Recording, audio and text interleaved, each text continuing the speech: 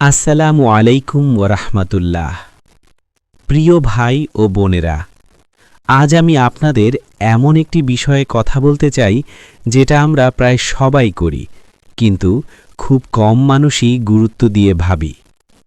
আজকের প্রশ্নটা খুব সাধারণ: সব গুনাহ কি সত্যিই ছোট আর বড় হয়?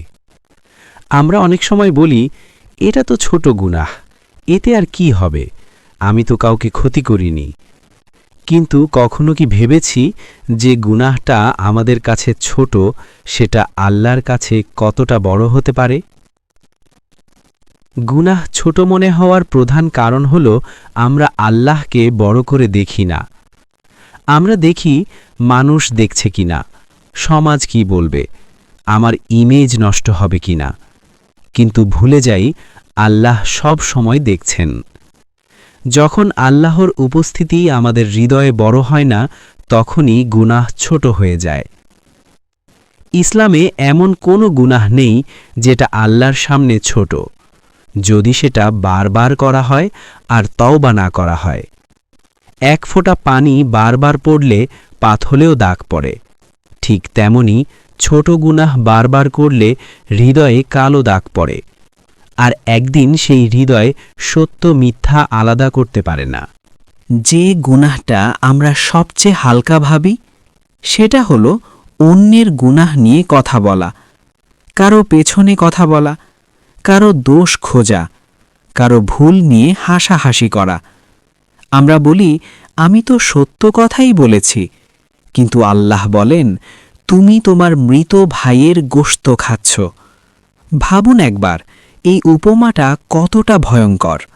মুখের গুনাহ, হৃদয়ের ক্ষতি।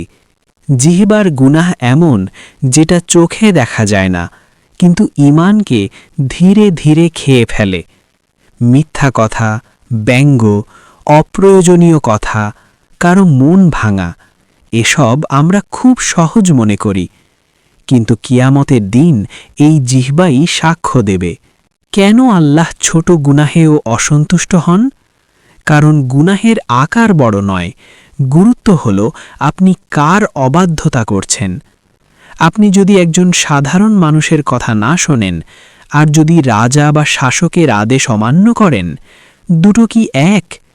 গুনাহ ছোট হলেও অবাধ্যতা তো আল্লাহরই।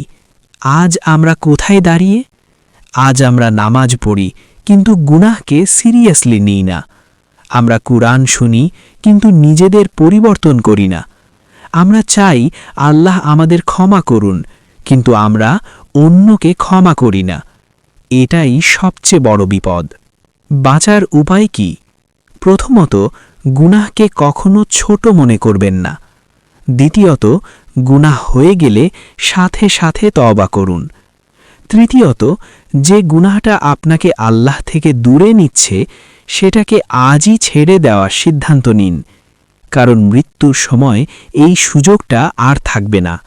প্রিয় ভাই ও বোনেরা, আজ যদি এই ভিডিও শুনে আপনার মনে সামান্য ভয় আসে, তাহলে বুঝবেন এটাই আল্লাহর রহমত, কারণ যাকে আল্লাহ ভালোবাসেন তাকে তিনি গুনাহের ব্যাপারে সতর্ক করেন। আসুন আজ এই দোয়াটা করি: হে আল্লাহ, যে গুনাহকে আমরা ছোট মনে করি, সেটার থেকেও আমাদের রক্ষা করুন। আল্লাহ আমাদের সবাইকে পরিষ্কার হৃদয় নিয়ে তার সামনে দাঁড়ানোর তৌফিক দিন। আমিন। আসসালামু আলাইকুম ওয়া রাহমাতুল্লাহি ওয়া বারাকাতুহু।